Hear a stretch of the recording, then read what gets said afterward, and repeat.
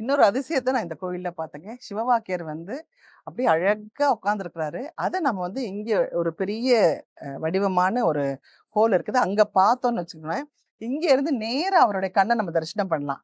ஆனா நடுவுல பார்த்தீங்கன்னா, ஃபுல்லா மதில் சுவர் வந்து மறைஞ்சிருக்குது. அது எப்படி என்னன்னே தெரியல இந்த அதிசயம். என் கண்ணுக்கு அப்படி தெரிஞ்சாரு. அது எப்படி சுவாமி? உண்மையிலே சொல்ல போனீங்கன்னா, அவர் எத்தனையோ 5000 ஆண்டுகள் பூமிக்குள்ள இருந்து வெளில வந்திருக்காரு. இப்ப வெளில வந்தவருக்கு நான் தடை போட்டேன். முன்னாடி என்ன பண்ணியிருக்கேன், இந்த செவுரு வச்சு அது ஒரு கொடி மரத்துக்கு இதெல்லாம் வந்து வைக்கும்போது, காற்று போவதற்காக சிறு சிறு துவாலைகள் வைக்கப்பட்டன. அந்த ஹோல்ஸ் என்ன பண்ணா, அந்த ஹோல்ஸ் வழியா அவர் தெரிய ஆரம்பிச்சாரு. எப்படி தெரிஞ்சாரு எங்களுக்கு தெரியல. ஒரு நாள் கனவுல சொல்றாரு, "நீ என்ன மறைச்சிட முடியுமா? என்னோட பார்வை வெளில இருக்கு." என் பார்வை வெளில இருக்கு. அது எப்படி முடியும்? எல்லாம் முடிஞ்சு போச்சே, எப்படி வரும்னு பார்த்தா, கடைசியில பார்த்தா, எல்லாம் சுத்தி பார்த்தா, காற்று போவதற்காக வைக்கப்பட்ட அந்த சிறுதுளை வழியாக அவர் தெரிகிறாரு. அதான் ரொம்ப ஆச்சரியம். நீங்க பாருங்க, அந்த ஒரு ஆங்கிள் டோட்டல் டிஃபரெண்டா இருக்கு. அவர் நேரே கிடையாது அந்த ஆங்கிள். அது வேற ஒரு இடத்துல இருக்கு.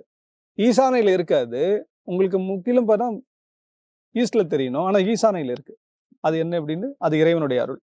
அதாவது நெறைய அதிசயங்கள் இங்க வந்து கொட்டி கிடக்குது. அது நீங்க எல்லாருமே இங்க வந்து உணர்வுபூர்வமா நீங்க அத உணர்ந்தா தான் அதனுடைய விடை உங்களுக்கு தெரியும். நிச்சயமா 2026 உங்களுக்கு எல்லாம் நல்ல வழி காட்டணும் அப்படின்னு நினைச்சீங்கன்னா, தயவு செய்து யந்த்ராலயம் வாங்க. இது நம்ம திருமழிசையில தான் இருக்குது.